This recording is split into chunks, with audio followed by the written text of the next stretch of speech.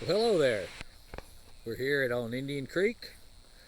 This is just a little up at the front yard. Some of the fruit trees. Now that one died. We got lots of zinnias coming up here, and this apple tree. It's a pear tree. Hanafuyu. Got a lot of apples. Apple tree. Okay, so it's a pear tree. Grapevines back there in the backside. Another big pile of silt out of the lake. This is all covered in zinnias. It's going to be beautiful later on in the year. Then we have this little flower bed over here. Got some zinnias coming up in it. They came up a lot faster. We got some tomatoes in here, protecting them with this, to keep the deer from eating on them. Doesn't always work. Then another pile here with a lot of zinnias coming up on top of it.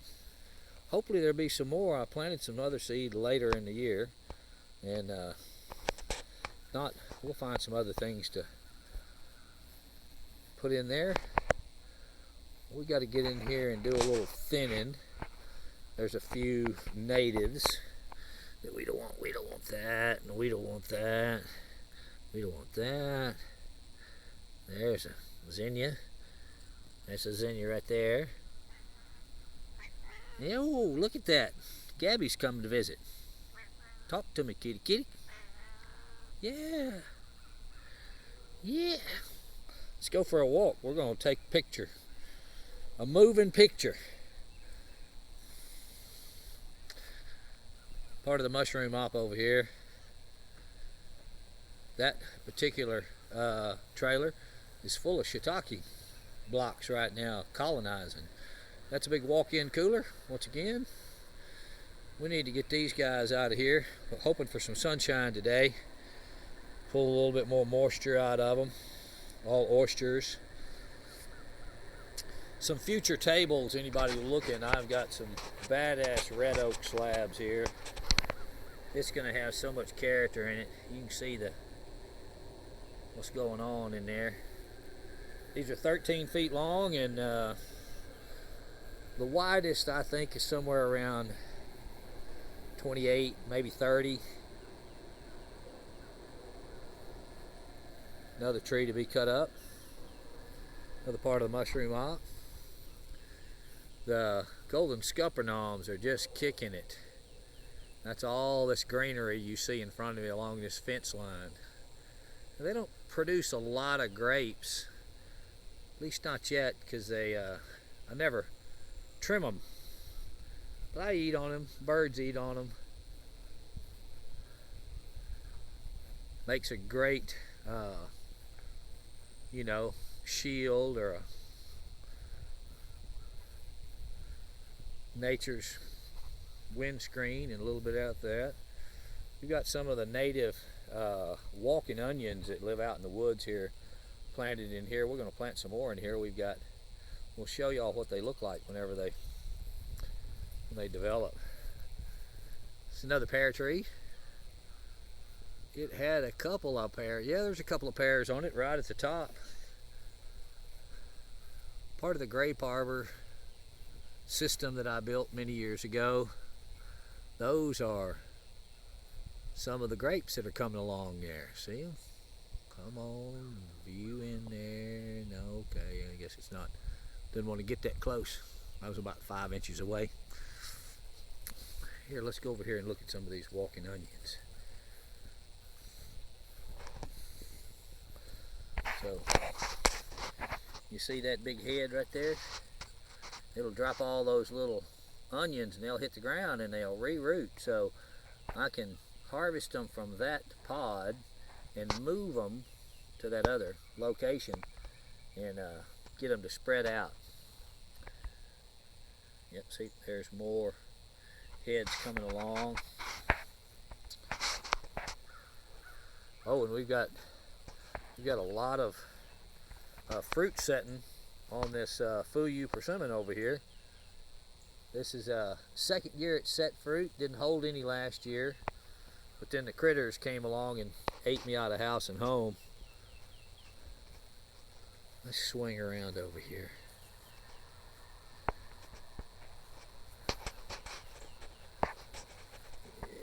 the other side of the grape arbor. Y'all know what that is? I'll let y'all try to figure it out.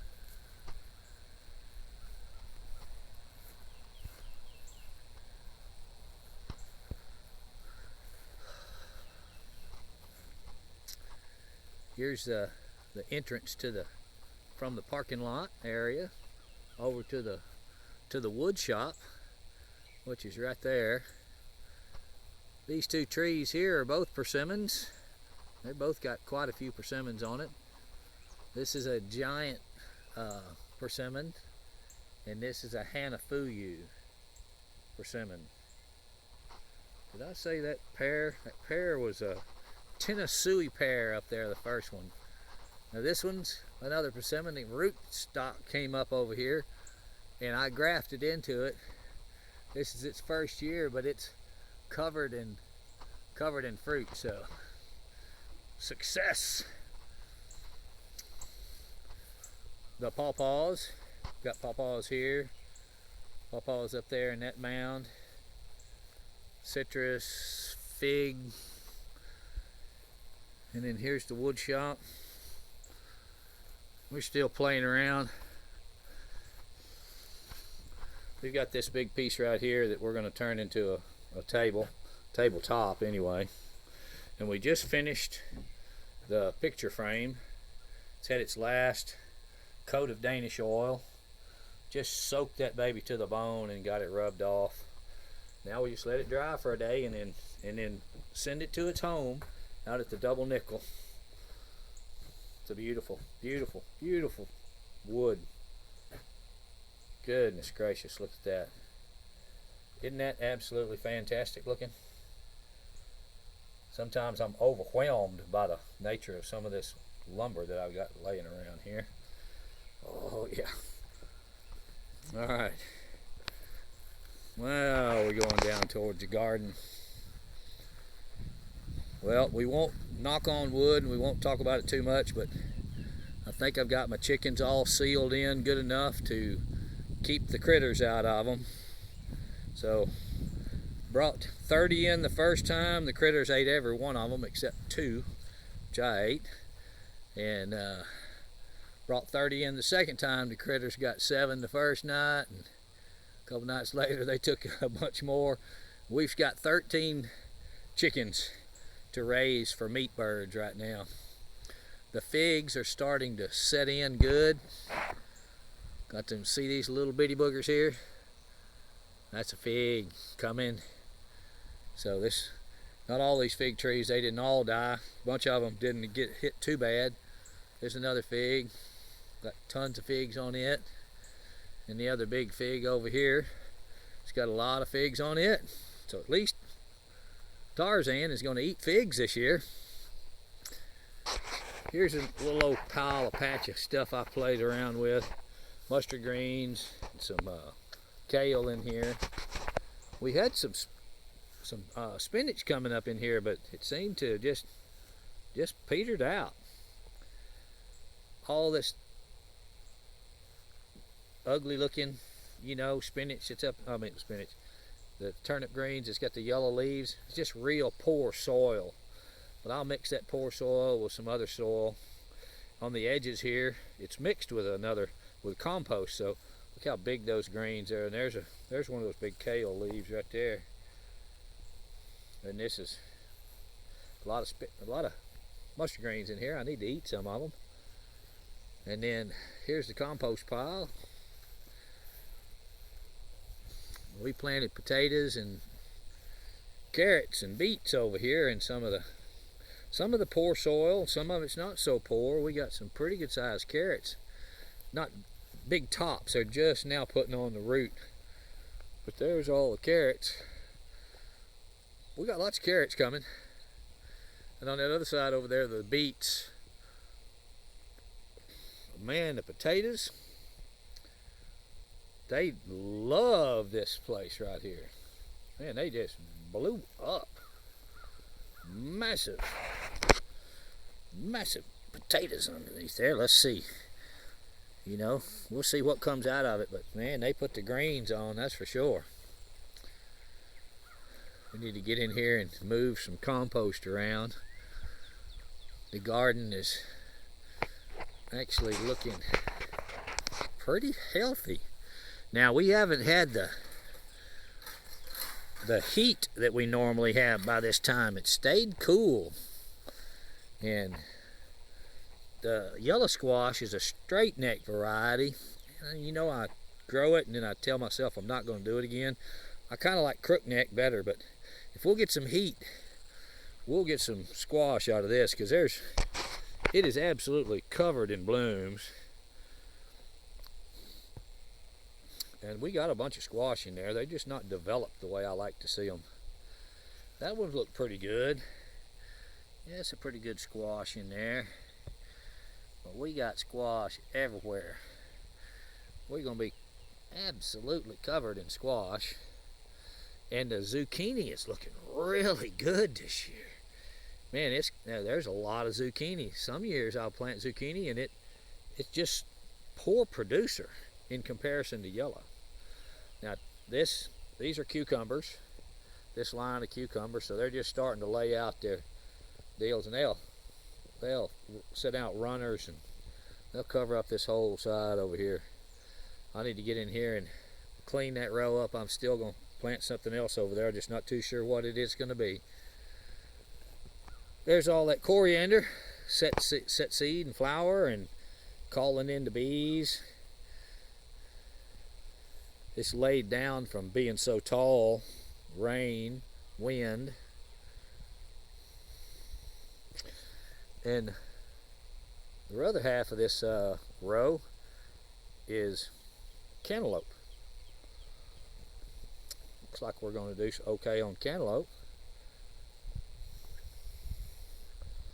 Now this row down through here, this is where we're going to try to grow that moringa, and we've replanted again. We soaked the seed and planted it about a week ago, so we're looking like maybe 2 weeks.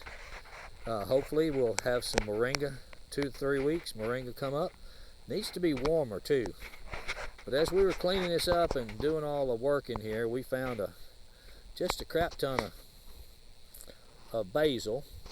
And y'all, that's basil right there. And if you look down that row, you know, you can see there's basil out the wazoo over here, as there is throughout the rest of the garden. Sometimes we don't let it all grow because we got so much of it, but it's naturalized here. Naturalized basil and naturalized cilantro.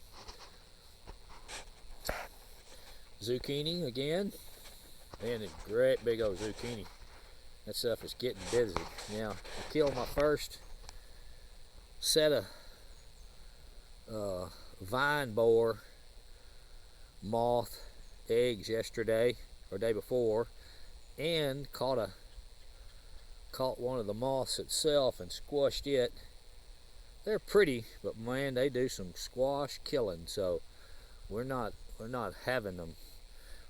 Not going to be, you know, a supporter of squash vine borers. So we walk through here. Yeah, that's not what that is, but we try to walk through here every other day and hunt eggs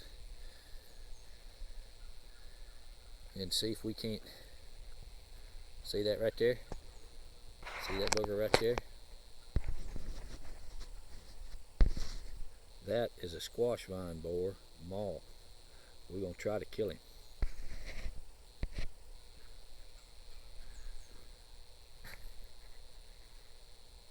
We missed. That's what I get for having this camera in my hand. Lots of that big fat red okra coming up. And then in this row we've got the fat red okra, and we've got a different kind of green skinny kind. Green beans next to it, flowering up, got a lot of green beans on them coming along. The other potatoes here doing really well.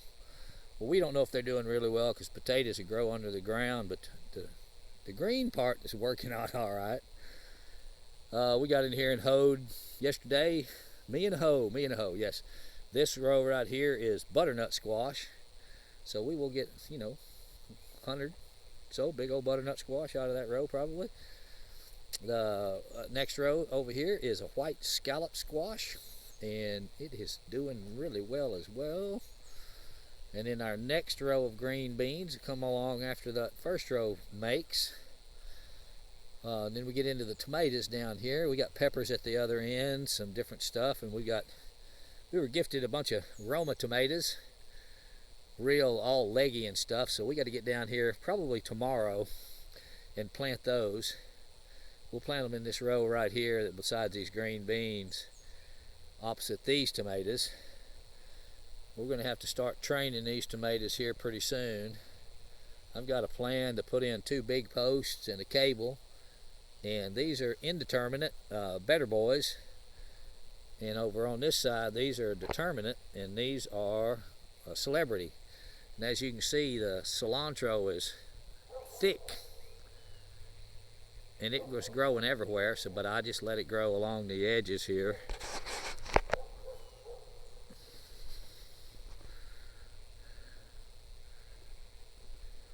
We've got some grass to hoe up. And did y'all remember this plant right here? Lamb's quarters. Good eating. Excellent vegetable.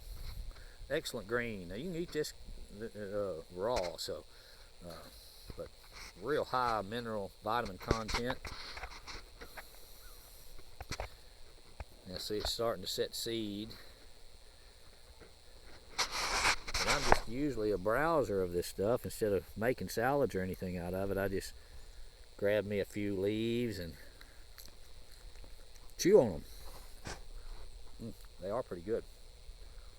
Pretty good flavor. Tomatoes looking good. Some buttercups. Primrose or something like that, real name. We got some viners over there, some PB, nitrogen fixers. Those are wild.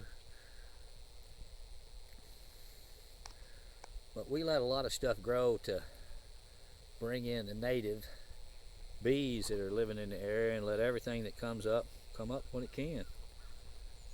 Yes, hopefully this row is going to stand up and put on the moringa this year. And we're going to coppice that moringa. Lots of basil. Basil. See all those little bitty plants right there, right in the center of the screen? That's basil too. Got the little lobed ears, kind of on either side. Yep, more basil coming. And that right there is a baby lamb's quarters, but we don't need any more. And that's single leaf signal grass right there. It comes up and keeps coming and keeps coming and keeps coming and keeps coming. That's all lamb's quarters right there. And then also lamb's quarters right there. Thousands and thousands and thousands of plants. Dang, this video is getting long today. We still got, ooh, look at that. I'm gonna eat a green bean. Look at that. Robert's eating a green bean. Oh yeah. That green bean is being et. Oh yeah. Man. Oh. What? Get big doggy. Ooh, good.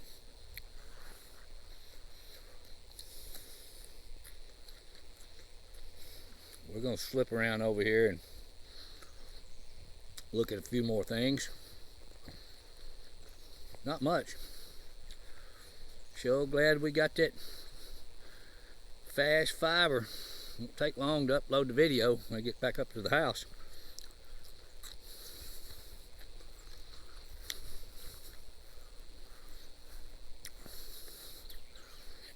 We mowed the place off Monday. Got a nice cut on it. I can feel the back of my foot full of mud. Over here where the peaches are, we need to trim these trees down and let them reset. We got some dead limbs that's got to come off, but we got some peaches coming. Now we sure hope we'll get to eat some of these. They're still too hard, so they're not ready. But every once in a while I'll find one that is, and if I usually do, it's because a wasp or a bird has hit it, and once it's wounded, it starts developing and wants to try to go ahead and fruit itself into, you know, make babies or something, you know, get a seed. Look here, grapes. These are local native muscadines or cutthroats. Look at that. Grapes, grapes, grapes, grapes. Yeah, we had this vine come up on the edge of this fence 18 years ago, and I just decided to let her rip. And I'm so glad that I did. Grapes all the way up into that. They're in here pretty thick. I've yet to pick them, but they can be picked. It just takes time.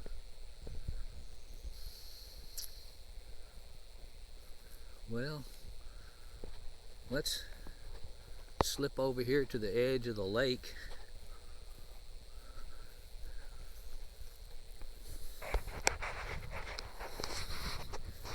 It's such a blessing living here.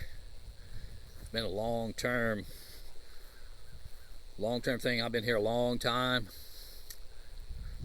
I've been working on my gardens and my fruit trees and everything. Here we are on the edge of the lake. There's all the high dollar houses on the other side of the water over there. Got one pier down there that 20 years ago it cost $125,000. I wonder what it'll cost now. Good Lord have mercy. Okay, folks. My pleasure taking y'all along. Let's look at these little old cormorants and a few turtles before we go. Yep. Water turkeys. Cormorants.